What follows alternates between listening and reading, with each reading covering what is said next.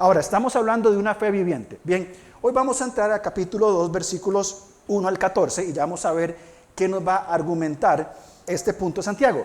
Primero repasemos los 3 primeros argumentos que hemos estudiado. Primero, una fe viviente produce gozo en medio de las pruebas. Muy bien, una fe viviente va a tener gozo, ya hablamos de esto en medio de las pruebas. Número 2, una fe viviente resulta en obediencia a la palabra de Dios. Escucho la palabra de Dios y respondo en obediencia. Con Erwin estudiaron la semana pasada, una fe viviente motiva la práctica de la imparcialidad. Si hay algo que tiene la iglesia lugar, es que tenemos la habilidad hasta el día de hoy de poder vernos como hermanos en la fe todos iguales y crear un lugar seguro donde estar y compartir. Aquí no hay posiciones, aquí no hay roles, aquí no hay separación, aquí no hay don, aquí no me dicen pastor, por favor, me dicen Alonso, gracias. Imparcialidad, estamos todos en la misma línea. Pero hoy vamos a hablar de algo muy importante. Una fe viviente produce buenas obras que evidencia amor a los hermanos. Acuérdense del contexto que estamos hablando de Santiago. Bien, esta fe viviente que estamos procurando va a hacer buenas obras. Y hablemos desde el principio, dejémoslos claro. No estamos hablando que las buenas obras producen fe. No estamos hablando que las buenas obras nos salvan. Es más que entendido que no es así. ¿De qué estamos hablando? Estamos hablando que una fe desarrollada, una fe viviente, bien, necesariamente va a producir obras. Porque a lo contrario es una fe muerta, argumenta Santiago. Entonces, una fe genuina, una fe viviente, una fe que nace de la palabra de Dios, va a producir buenas obras. Bien, ¿por qué puse el ejemplo de las personas que ofrendaron para la microbús y para otras cosas? Porque la fe viviente va a tener una acción. ¿De qué sirve una persona que tiene los recursos, que son de Dios por cierto, bien, que tiene los recursos para apoyar y dice, ay sí, hay tal necesidad, yo voy a orar para que Dios lo provea, tengo el recurso, voy a orar, sí, Dios es bueno, ¿sabe?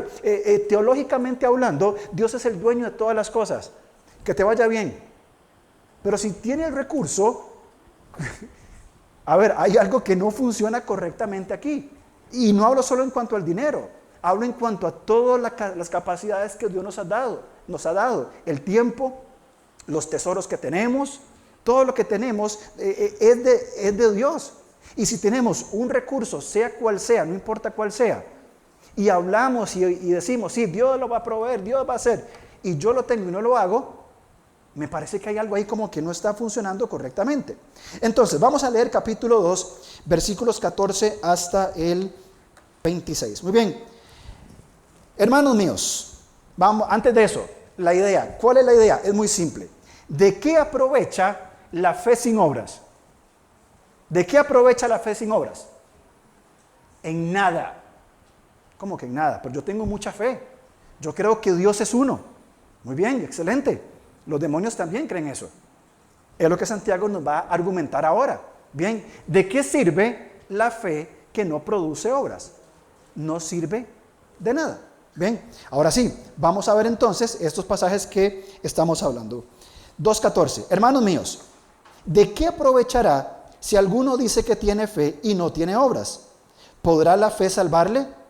Y si un hermano o una hermana están desnudos y tienen necesidad del mantenimiento de cada día, y alguno de vosotros les dice, id en paz, calentados y saciados, pero no les dais las cosas que son necesarias para el cuerpo, ¿de qué aprovecha? Así también la fe, si no tiene obras, es muerta en sí misma. Pero alguno dirá, ¿tú tienes fe? Yo tengo obras. Muéstrame tu fe sin tus obras, y yo te mostraré mi fe por mis obras. ¿Tú crees que Dios es uno? Bien haces. También los demonios creen y tiemblan. Mas ¿quieres saber, hombre vano, que la fe sin obras es muerta? ¿No fue justificado por las obras Abraham nuestro padre cuando ofreció a su hijo Isaac sobre el altar? ¿No ves que la fe actuó juntamente con sus obras y que la fe se perfeccionó por las obras? Y se cumplió la escritura que dice, Abraham creyó a Dios y le fue contado por justicia y fue llamado amigo de Dios. Vosotros veis pues que el hombre es justificado por las obras y no solamente por la fe. Asimismo también Rahab la ramera no fue justificada por obras cuando recibió a los mensajeros y los envió por otro camino. Porque como el cuerpo sin espíritu está muerto, así también la fe sin obras está muerta. Bien, venimos de un contexto donde Santiago está hablando de la imparcialidad, bien, que fue lo que se estudió la semana pasada. Fíjese cómo dice capítulo 2, versículo 8 y 9. Dice, si en verdad cumplís la ley real, conforme a la Escritura, amarás a tu prójimo como a ti mismo. Bien hacéis. Pero si hacéis acepción de personas, cometéis pecado y quedáis convictos por la ley como transgresores. Hacer acepción de personas es pecado y no muestra amar al prójimo, que es lo que Santiago nos está enseñando. Y dice, juicio sin misericordia se hará, más adelante en el versículo 13, porque juicio sin misericordia se hará con aquel que no hiciere misericordia. Y la misericordia triunfa sobre el juicio. Cuando Santiago viene hablando sobre esto, él es bien claro. Si yo tengo los recursos para proveer la necesidad de mi hermano, sea cual sea, y ojo, por favor, seamos claros en esto, no hablo de dinero, hablo de necesidades en todos sus tipos y formas. Una necesidad espiritual, una necesidad emocional, la necesidad de ser escuchado, de ser abrazado, de ser exhortado, la necesidad de comunión, cualquier tipo de necesidad. Si mi hermano tiene esa necesidad y yo estoy capacitado para dársela y me rehúso a hacerlo, yo lo que leo aquí es que dice que juicio sin misericordia se hará con aquel que no hiciere misericordia. Y de ahí Santiago entonces va a decir, si ustedes tienen una fe viviente, entonces la fe viviente necesariamente va a producir buenas obras. Estas buenas obras no son para salvación. Es debido a nuestra salvación que nuestra fe va generando estas obras. Hay una división que hace un comentarista que me gustó mucho y es esta. Santiago habla de las obras a través de una interrogante, a través de una ilustración y finalmente nos va a dar una instrucción. Vamos a ver primero en esta primera parte la interrogante y la ilustración que él da. Y después vamos a entrar en la instrucción, porque mis hermanos, si no salimos de este lugar desafiados para decir, necesito a partir de hoy comenzar a construir en dependencia de Dios una fe viviente, entonces somos oidores olvidadizos. Paréntesis, la fe viviente requiere trabajo, requiere esfuerzo. No es que me siento ahí en el sillón esperando que la fe viviente caiga del cielo como un aguacero, porque no va a pasar. La fe viviente, para que sea viviente, va a ser probada y tiene que ser sustentada por la palabra de Dios y atravesar los momentos difíciles sostenidos por lo que la palabra de Dios enseña. Entonces la fe viviente no es, me convierto en el apóstol Pablo de hoy para mañana y todo perfectamente bien, ya está, listo, fe viviente. No, si pedimos fe viviente y si cantamos que tenemos libertad y si cantamos que fuimos llevados a su mesa, entonces preparémonos en ese camino, porque evidentemente no va a ser sencillo. Bien, entonces versículo 14, bien, hay una interrogante que Santiago plantea. Él es muy claro. Hermanos míos, habla para creyentes. ¿De qué aprovechará si alguno dice que tiene fe y no tiene obras? ¿Podrá esa fe salvarle? Bien, eso creo que es la versión de las Américas. Incluye esta expresión, esa fe salvarle. Bien, y la respuesta es clara, no. Ese tipo de fe no puede salvar. ¿Por qué? Porque es una fe muerta, no está viva. Entonces, esta fe no nos salva. Otra cosa importante, cuando hablamos de salvación, no siempre se habla de justificación. ¿Se entiende? Es decir, cuando hablamos de salvación, dependiendo del contexto, puede ser que estemos hablando de la salvación eterna de nuestra alma o la salvación que día a día experimentamos al ser hijos de Dios y ser obedientes a su palabra. Entonces, cuando habla de salvación, no pensemos automáticamente en la justificación que tiene que ver con nuestra, pongámoslo en términos sencillos, en nuestra ida al cielo.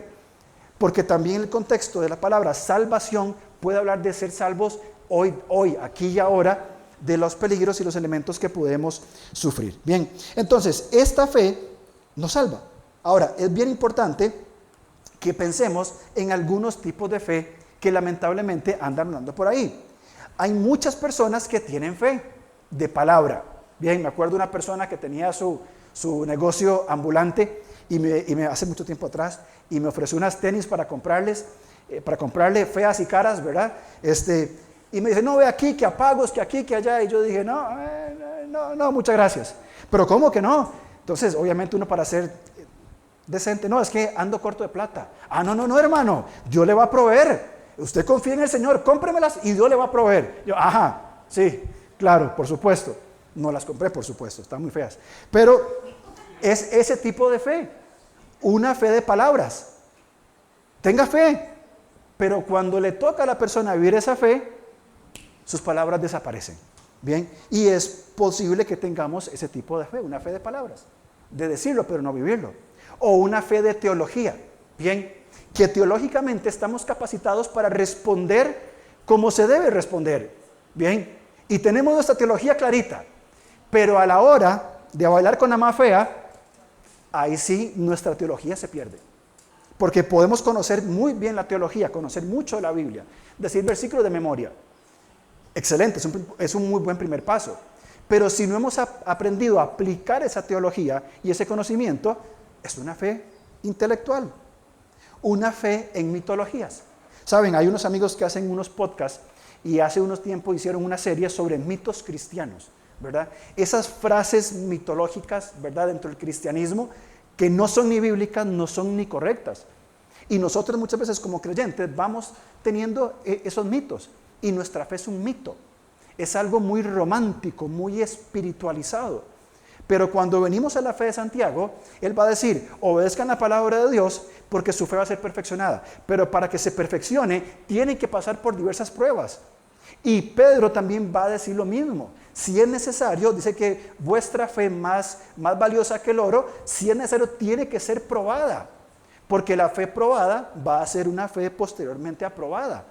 Entonces, no caigamos en estos tipos de fe erradas. Ahora, no tengamos fe en la fe.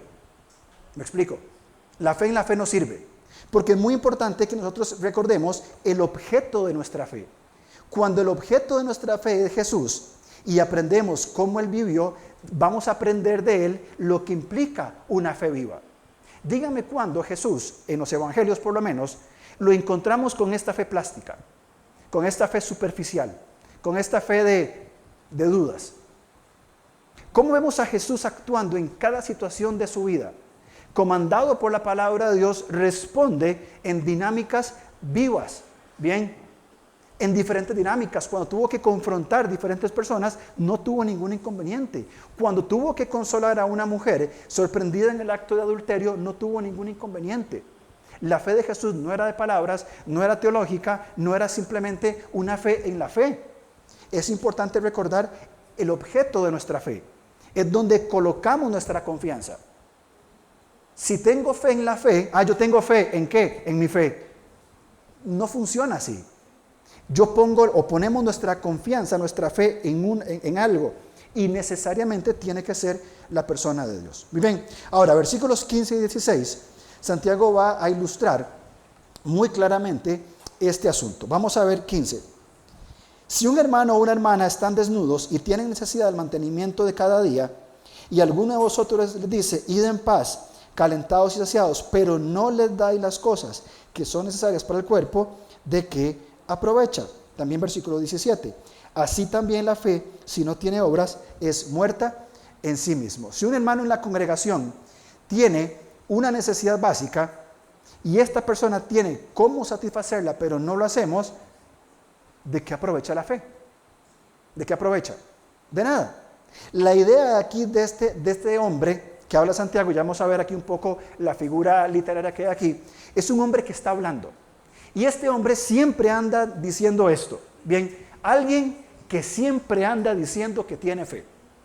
Cuando una persona ande diciendo mucho lo que tiene y lo que hace, es porque no lo tiene y no lo hace. Y este hombre aquí en Santiago justamente es así. Yo tengo fe, yo tengo fe, yo tengo fe, yo tengo mi teología, yo tengo mis argumentos. Bien, Santiago hace una pregunta retórica. Una pregunta retórica, bien, es una pregunta que requiere una respuesta negativa.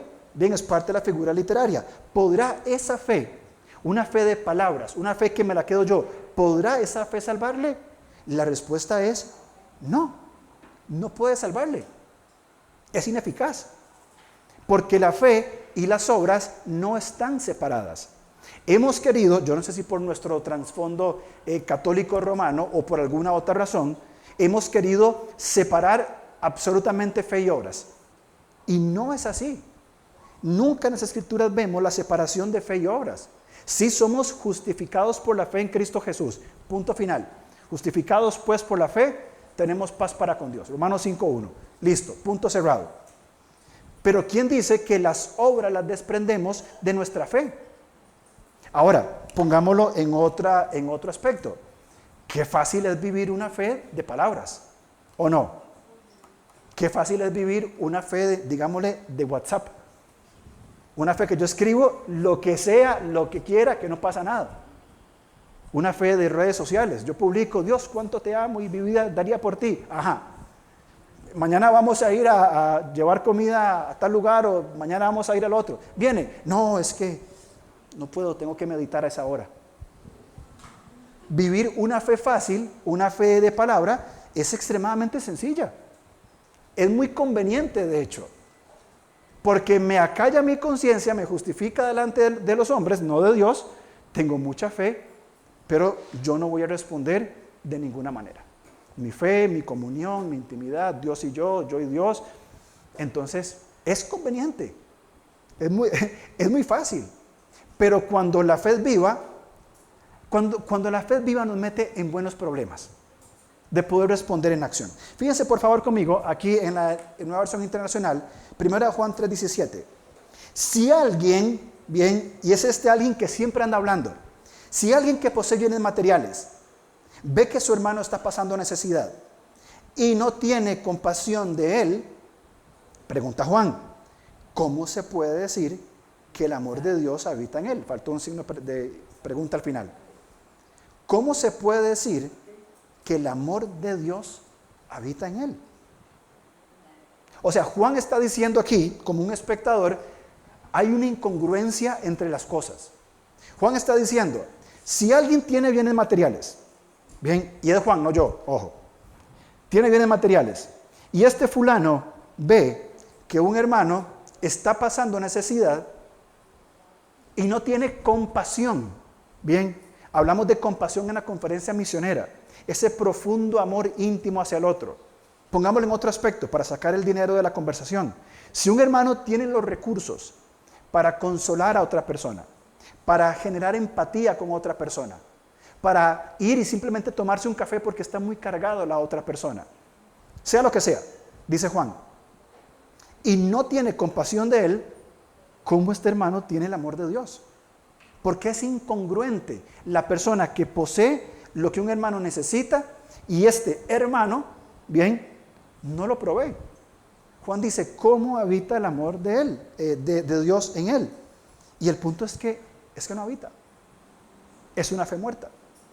Entonces yo pregunto, ¿cómo es nuestra fe? ¿Cuáles son las evidencias que nosotros tenemos en nuestra fe para decir, estoy desarrollando por la gracia de Dios una fe viviente? A menos que nuestra fe sea una fe que no es la fe en la persona de Jesús. El siglo XX-XXI se ha caracterizado por, y no digo nosotros, aunque podría ser, por iglesias consumistas. ¿A qué me refiero? Lugares, iglesias donde las personas van, se sientan y consumen un producto. Quizá el producto de la fe, ¿verdad? Vengo y me siento y bueno, acallo mi conciencia, tengo tranquilidad, escuché cosas bonitas, la gente es pura vida, es buen café. Ok, perfecto, muy bien. Vine, consumí el producto y me fui. Y la próxima semana vengo por una dosis más. Porque así me mantengo tranquilo, estoy bien con el Señor, como decía un muchacho en campamento, el Barbas y yo nos ponemos a cuentas, ¿verdad? Y todo bien.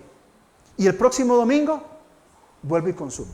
Y voy a dar una ofrenda para, pues, consumiendo, doy la ofrenda para pagar por el servicio. Y yo no creo que esa sea la fe que el Nuevo Testamento o que la Biblia enseña. La Biblia nos dice entonces que hay una instrucción. Y fíjense qué interesante, y termino en esta parte con esto. Bien, esta figura se llama diatriba. Es una forma, es una conversación imaginaria. Santiago está conversando con alguien imaginariamente. Y le dice en el versículo 18, pero alguno dirá, tú tienes fe, yo tengo obras. Muéstrame tu fe sin tus obras y yo te mostraré mi fe por mis obras. ¿Tú crees que Dios es uno? Bien haces. También los demonios creen y tiemblan. Mas ¿quieres saber, hombre vano, que la fe sin obras es muerta? Bien, es una conversación entre obras sin fe, o fe sin obras, fe con obras, obras con fe. ¿Cómo es esto? Y Santiago se imagina una conversación. Santiago está hablando con una persona que le escribe y le dice, yo creo que Dios es uno. Y él le dice, esta es la principal declaración teológica en Israel. Y Santiago le responde, muy bien. ¿Sabes qué? Los demonios también creen y tiemblan. Y él le responde con una carita así, ¿cómo? Entonces Santiago le va a decir, ok, yo les voy a explicar desde el padre de la fe. Es más, déjenme que les diga esto. Santiago está diciendo, yo les voy a explicar desde dos modelos. Desde la fe del patriarca y desde la fe de la prostituta. Y esa fe desarrollada nos va a hacer entender a nosotros tanto el patriarca Abraham, tenido en alto, el padre de Israel, como aquella prostituta. Una mujer gentil que se prostituía para vivir en un mundo caído, por supuesto, pero que llegó a conocer a Dios como su Salvador y después fue parte del linaje del Mesías prometido. Qué fácil es apelar a la fe de Abraham, el patriarca. Pero cuando pensamos en la fe de la prostituta, cuando pensamos en esta mujer recibiendo 2 espías que venían a destruir a su nación, esta mujer, y lo vamos a ver al final, dijo, yo sé quién es Dios y sé lo que Dios está haciendo. Fue salva. Esa fe de la mujer, de la prostituta, la salvó de la destrucción de Jericó. Se la llevaron con el pueblo de Israel y sin saberlo, aquella que había sido una prostituta, ahora es una hija de Dios, parte del linaje del Mesías prometido. ¿No es esa nuestra historia? ¿No es el tipo de fe que Dios quiere darnos a nosotros, que nos ha sacado de la miseria del pecado y de la basura, de la prostitución espiritual en la que estábamos, para darnos vida nueva y abundante? Santiago nos va a explicar, él va a decir, te voy a demostrar bíblicamente entonces que la fe sin obras es muerta. Bien, Santiago 2:20, NBI, qué tonto eres. Así directamente, sin ningún filtro. Qué tonto eres. ¿Quieres convencerte de que la fe sin obras es estéril? Y entonces es aquí, en esta conversación, en esta diatriba, en esa conversación imaginaria que tiene Santiago. Por cierto, cuando usted habla solo, no es que está loco, está haciendo diatriba. Es una forma de convencerse, ¿verdad? Yo creo que todos hablamos solos, ¿verdad? Entonces, para que lo tengamos ahí. Bien, y él va a decir, yo te voy a demostrar bíblicamente a partir de un modelo que Santiago escogió claramente. Recordemos que estos son judíos de primera generación, que habían cristianos de primera generación que habían huido de la persecución de Hechos 8:1. El tiempo, por favor. Si yo no lo digo, yo me abuso. Que habían huido y estaban dispersos por todos los lugares. Y Santiago apela a 2 historias muy significativas para el pueblo de Israel. La historia de Abraham y la historia de Rahab. Bien, y es este modelo tan amplio. Bien, ¿quieres convencerte de que la fe sin obras es estéril? Bueno, vamos a apelar, dice Santiago, al modelo del patriarca, a la fe del patriarca y a la fe de la prostituta. Y vas a ver, primero, que no hay diferencia. Y segundo, que la fe de ambos fue una fe viviente que produjo obras y, de acuerdo al argumento de Santiago, le llevó a amar al prójimo. Entonces vamos a empezar en el capítulo 2 de Santiago, versículo 21 en adelante. ¿No fue justificado por las obras Abraham nuestro padre cuando ofreció a su hijo Isaac en el altar? ¿No ves que la fe actuó, y subraya esa palabra por favor, juntamente con sus obras, y las que y también marque esta, perfeccionó por las obras, se completó por las obras? Y se cumplió la escritura que dice, Abraham creyó a Dios y le fue contado por justicia y fue llamado amigo de Dios. Vosotros veis pues que el hombre es justificado por las obras y no solamente por la fe. Muy bien, primero tenemos la auténtica fe de Santiago. Abraham fue justificado por las obras cuando ofreció a su hijo sobre el altar. Bien, pero aquí Santiago hace algo muy interesante. Santiago mezcla las narraciones de la vida de Abraham cuando él pone su fe o le es contado por justicia, y un evento casi al final que fue el sacrificio de su hijo Isaac. Porque vamos a leer de vuelta a Santiago. Dice, Santiago, fíjense por favor en el 21. ¿No fue justificado por las obras Abraham nuestro padre cuando ofreció a su hijo Isaac sobre el altar? Menciona la historia de Isaac. ¿No ves que la fe actuó juntamente con las obras y que la fe se perfeccionó por las obras? Y se cumplió la escritura que dice, Abraham creyó a Dios y le fue contado por justicia. Si nosotros no revisamos la historia en el Antiguo Testamento, en Génesis específicamente, no nos vamos a dar cuenta de lo que Santiago quiere demostrar. Vamos por el principio, vamos a Génesis por favor, capítulo 12, para revisar lo que Santiago quiere decir.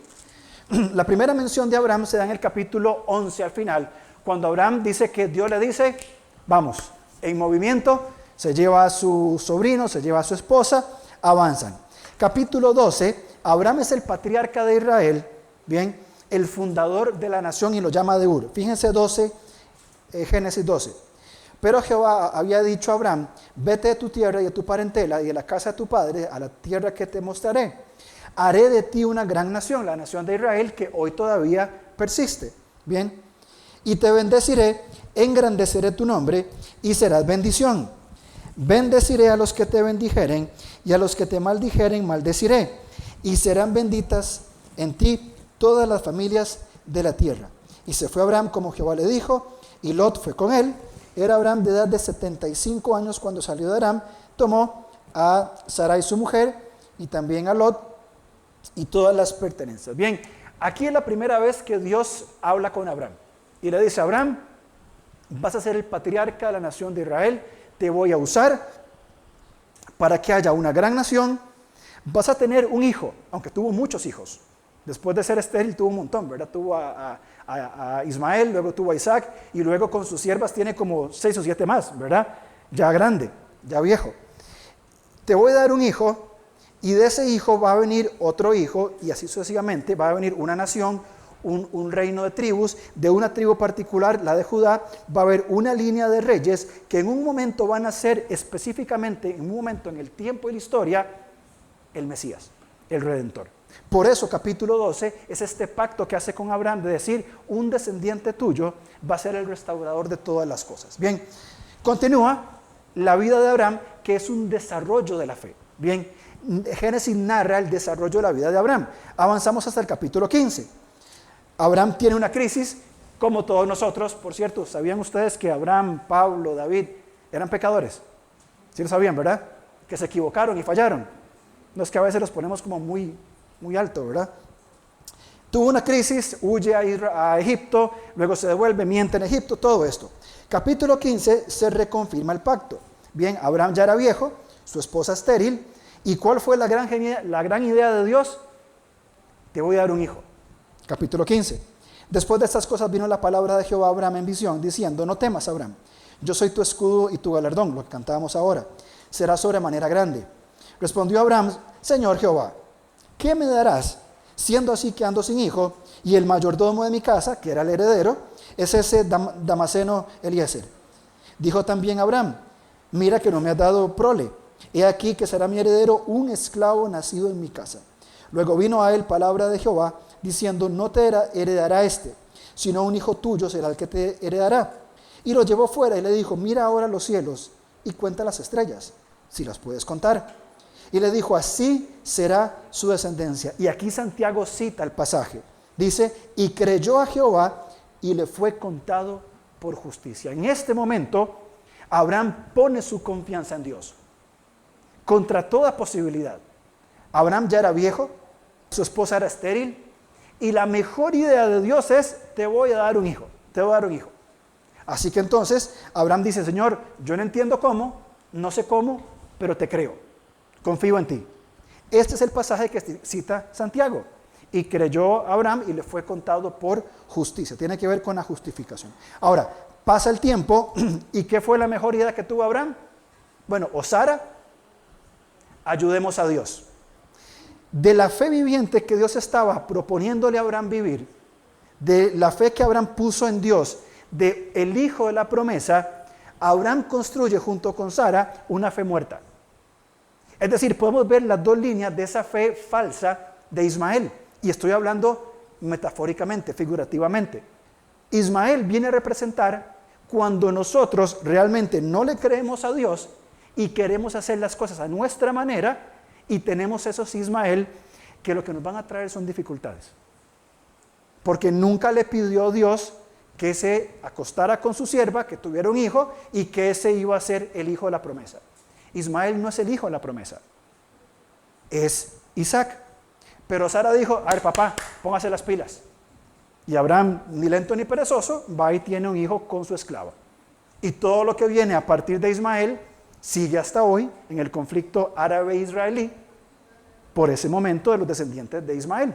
Bien, pero es muy interesante ver al hijo de la promesa y al hijo, titulémoslo así, de la fe no viviente. Abraham le creyó y falló, tuvo a Ismael. Más adelante, bien, en el capítulo 21, dice, versículo 1, viene el hijo de la promesa. Después, hermanos, 25 años esperando a la promesa. Abraham con 99 años visitó Jehová a Sara, como había dicho, e hizo Jehová con Sara como había hablado. Me encanta esa expresión, como había dicho, como había hablado. Y Sara concibió y dio a Abraham a un hijo en su vejez en el tiempo que Dios le había dicho, no en el tiempo de Abraham con Ismael. Y dice después, y llamó a Abraham el nombre de su hijo que le nació, que le dio a luz Sara, Isaac. Y circuncidó a Abraham a su hijo Isaac de 8 días, como es la costumbre. Muy bien, tienen a Isaac, pasa el tiempo. Ahora, ¿qué pensaría Abraham? Bueno, de este Isaac, Dios me prometió, yo fallé en mi fe con Ismael, tengo a Isaac, de Isaac va a ser la promesa, no quitaba las responsabilidades paternales con Ismael, por supuesto que no, pero con Isaac viene la promesa. Ahora, capítulo 22 de Génesis, que es la otra parte que cita Santiago. Aconteció después de estas cosas que probó Dios a Abraham y le dijo, Abraham, y Abraham ya teniendo la promesa, que dijo, Señor, si yo te adoro, heme aquí, ¿qué quieres? ¿Verdad? Y fíjense lo que Dios le pide. Toma ahora tu hijo, tu único Isaac, a quien amas, sí Señor, vete a tierra de Moriah, y ofrécelo allí en holocausto sobre uno de los montes que yo te diré. ¿Qué estaba probando aquí Dios?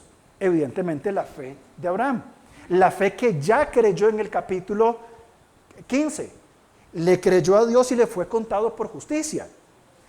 Caminó Abraham en este proceso de la fe hasta el punto que para nosotros que no conocemos, o si no conociéramos la historia, diríamos, pero ¿cómo Dios se le ocurre pedir algo así? ¿Cómo me va a quitar lo que me prometió? ¿Cuál es la respuesta de Abraham? Fíjense, versículo 3. Y Abraham se levantó muy de mañana.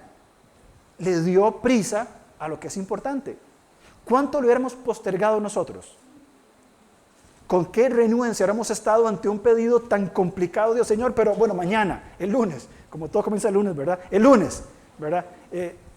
Abraham preparó todo, se fue, caminó, conocemos la historia. Y conocemos la historia. Llegan al monte Moriah, toma a su hijo Isaac como la figura de un hijo obediente e inocente. Papá, aquí está el fuego y la leña, pero ¿dónde está el sacrificio? Y Abraham, si supieras, espérate nada más. Llegan al monte, lo pone, levanta su cuchillo, ¿y cuál es la voz de Dios? Abraham, Abraham, no hagas nada. Ya conozco que temes a Dios. Abraham no dudó un solo segundo. La fe de Abraham fue viviente. Al principio creyó y fue justificado. Pero para llegar al nivel de madurez de una fe viviente, que es una obra, Dios me dice algo, yo lo voy a hacer. ¿Es descabellado? Totalmente descabellado. ¿Tiene sentido matar al hijo de la promesa? No, pero Dios me lo está diciendo. Y si Dios claramente me lo dice, yo lo voy a hacer. Pero Abraham, va a morir el hijo de la promesa. Fíjese por favor conmigo Hebreos 11:37. Hebreos 11:37. Hebreos 11:37 nos revela lo que había en la mente de Abraham mientras levantaba, no es 11:37, perdón, es 11:17. Mientras levantaba el cuchillo y lo ponía en alto, dice Hebreos 11:17, por la fe Abraham, cuando fue probado, ofreció a Isaac, y el que había recibido las promesas ofrecía a su unigénito, habiéndosele dicho, en Isaac te será llamada descendencia. Hasta ese punto, Abraham estaba con el cuchillo arriba, listo para matar al hijo de la promesa, porque Dios se lo había dicho. ¿Qué pensaba Abraham? Versículo 19. Pensando que Dios es poderoso para levantar aún de entre los muertos, de donde en sentido figurado también le volvió a recibir. ¿Qué pensaba Abraham? Mi fe voy a llevarla a la perfección, a completarla, a madurarla. Aunque Dios me pida lo más descabellado del mundo, yo voy a obedecer. Y si levanto mi cuchillo es porque Dios me lo dijo. No lo haga con sus hijos, por favor, ¿verdad? No es para tanto.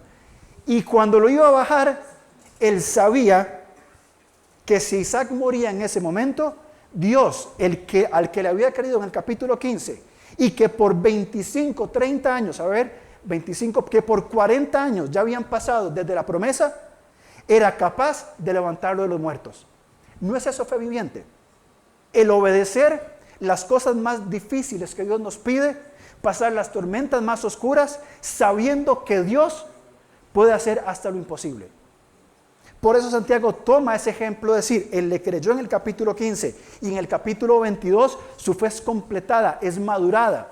Pero para ir del capítulo 15 al capítulo 22, ¿sabe cuánto camino en la fe, en confiar un día a la vez en que si Isaac iba a nacer, en que me equivoqué con Ismael, en que Sara es estéril, que han pasado 10 años, 15, tantos años, no tengo hijos, en que nació y va a vivir? ¿Y cómo lo voy a criar? Tengo a Ismael, tengo a Sara, tengo a Agar, tengo a las siervas, tengo el peso de una nación. No era fácil, pero Santiago dice, la fe va junto con las obras. Y Santiago creyó en el capítulo 15, pero para tener una fe viviente tuvo que caminar todos esos capítulos. Le hago una pregunta, ¿cuántos capítulos hemos tenido que caminar nosotros en nuestra vida para llegar a una fe viviente? ¿Cuáles son los valles de sombra de muerte o los campos verdes por el cual Dios nos ha llevado para decir, Señor, hasta aquí me has ayudado y tengo que dar todavía otros pasos para que mi fe sea viviente? Le hago otra pregunta aún más difícil. ¿Cuántos capítulos más quedan en nuestra vida?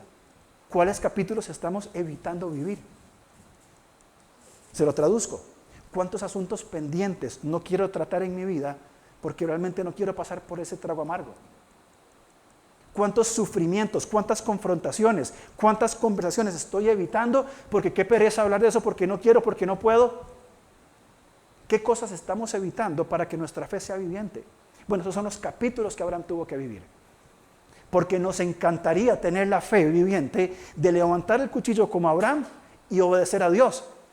Pero no queremos caminar ni los versículos ni los capítulos que tenemos que caminar. ¿Cuáles son las cosas que usted y yo tenemos que caminar día con día y que estamos rehusando hacerlos? ¿Cuáles son los asuntos pendientes? ¿Cuáles son los temas que no quiero tocar porque yo sé que si abro esta puerta va a generar mucho dolor? Pero si no abrimos esa puerta y no la atravesamos con el Señor, nuestra fe no va a avanzar.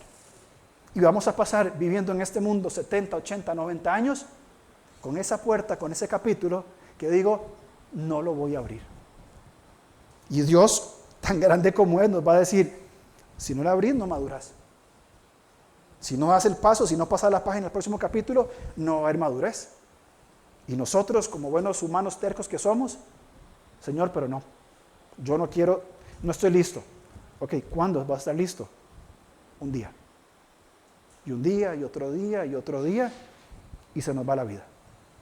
Es el valor de esa fe viviente que nosotros necesitamos enfrentar. No va a llegar por arte de magia. No va a suceder porque sí. Son los pasos que tenemos que dar en el Señor. Vamos por favor a Josué capítulo 2. Y no puse nada aquí lo que tenemos que poner. Josué capítulo 2, hay otra historia que es maravillosa, me encanta, me apasiona, cuando hay personas tan vulnerables, tan frágiles, que en sus situaciones Dios restaura. Como en el caso de Rahab. Conocemos la historia. Josué envía espías, la ciudad que seguía era Jericó, van 2 espías, entran, las prostitutas o las personas rechazadas también solían vivir en los muros de las puertas, en los muros de las ciudades, y ahí estaba Rahab. Ellos entran, se conectan con Rahab, Rahab los esconde. Fíjense capítulo 2 de Josué, versículo 3.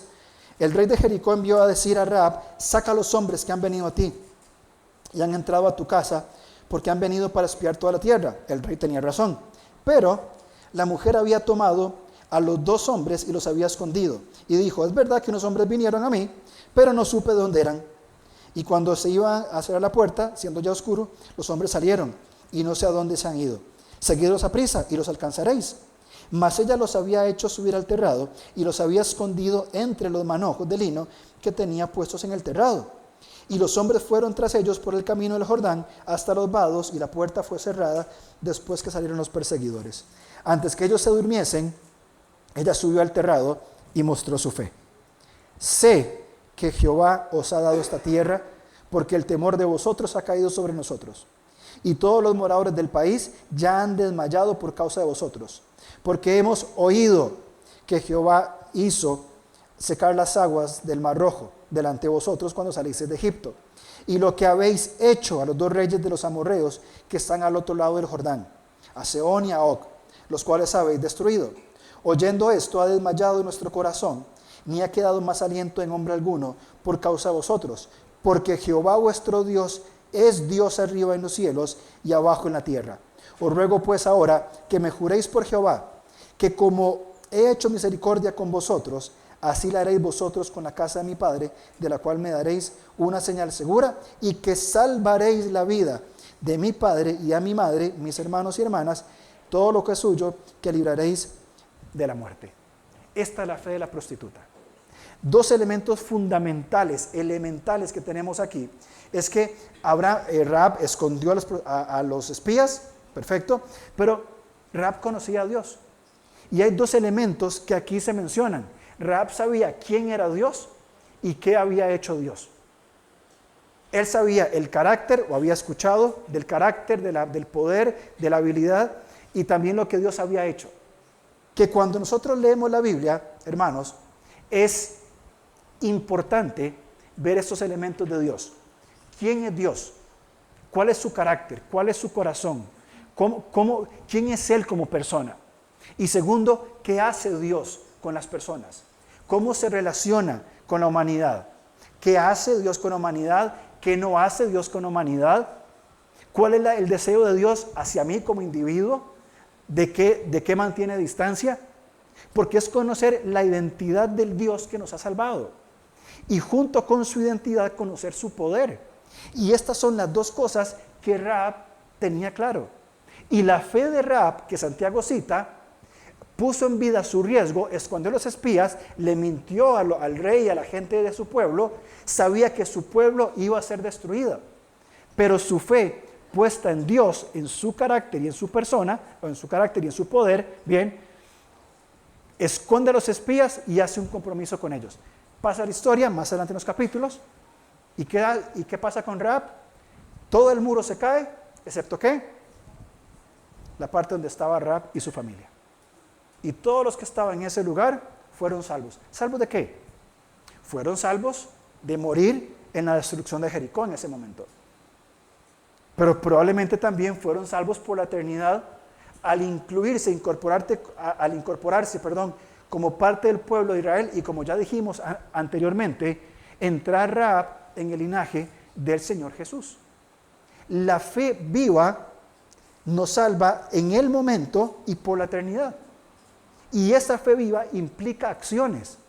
¿Qué hubiera pasado si Rahab se sienta, Señor, yo creo en ti, aquí me quedo tranquila, no va a pasarme nada, yo lo declaro en el nombre de Jesús? Bueno, Jesús no había nacido todavía, ¿verdad? Pero es como se usa ahora, ¿verdad? Yo lo declaro en el nombre de Dios. Y se queda ahí. ¿Qué hubiera pasado con Rahab? Muere sepultada como todas las demás personas en Jericó. Pero la fe viva de Rahab hizo que mintiera. Eso es tema para otra conversación muy interesante. Al rey o a sus enviados, le creyó a Dios, habló con las personas enviadas por Dios, se aseguró esto y se incorporó al pueblo de Israel. la fe implica acción. La fe no es una fe simplemente verbal. Es notable considerar el sensible corazón que tuvo Rahab. Realmente fue un corazón sensible, escuchó todo lo que Dios había hecho en Egipto. Y si lo contrastamos, y lo leo literalmente, con el endurecido y prostituido corazón de los israelitas que vieron todo lo que Dios hizo en Egipto, ahí radica la diferencia de una fe viva. Estos israelitas que destruyeron la ciudad, sus padres por lo menos, vieron todo lo que Dios había hecho en Egipto. Ellos fueron testigos de primera mano.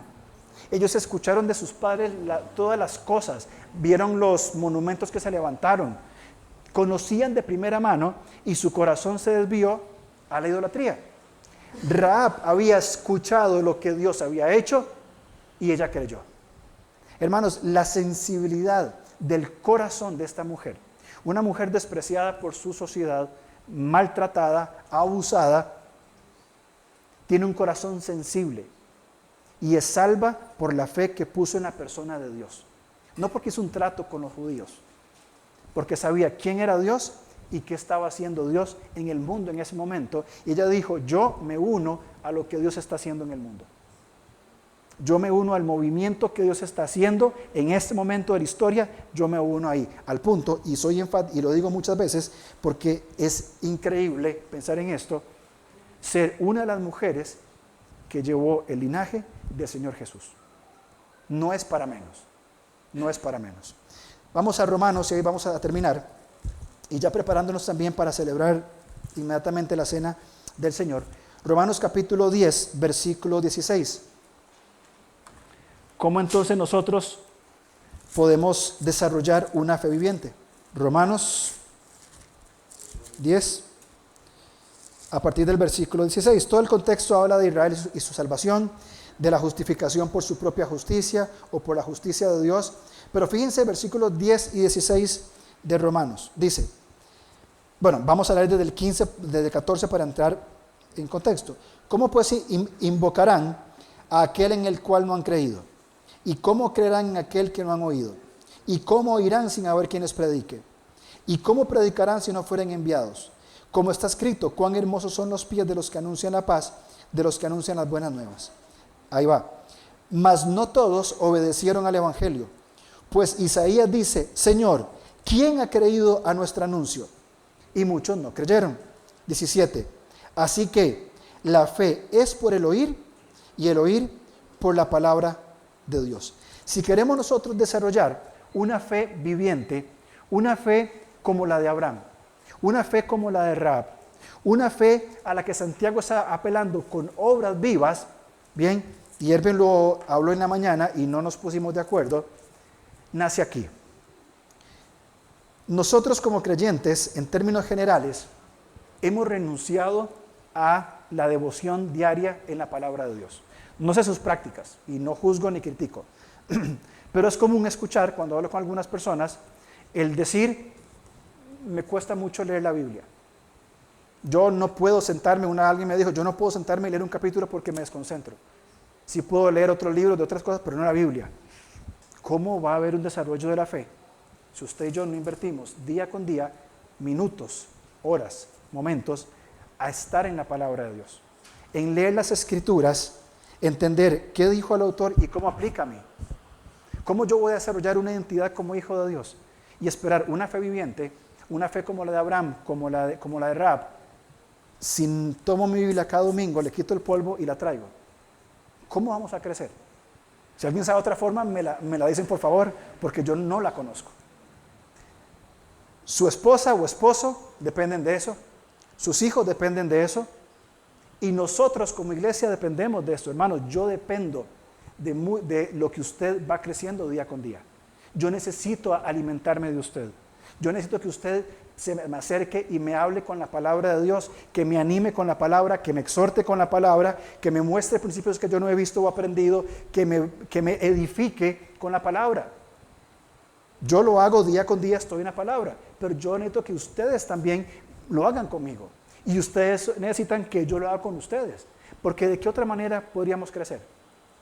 Entonces Santiago dice, una fe viviente produce obras. Y estas obras van en función de amar al prójimo. Si yo tengo una fe que no se produce en obras al prójimo, ¿de qué sirve esa fe? De nada. Entonces, ¿para qué abrir la palabra? Entonces, ¿para qué venir? ¿Para qué adorar? ¿Para qué ofrendar? Si mi fe es muerta. Estamos diciendo entonces, me voy para la casa y no vuelvo más. Es una posibilidad. La más cerrada de todas, por supuesto. ¿Cuál es la correcta? Que usted salga por esta puerta diciendo, Señor, mi tiempo ha sido muy bueno o ha sido muy pobre con la palabra. Cada uno con su asunto. Señor, necesito estar más en tu palabra día con día. Porque de otra manera no voy a crecer.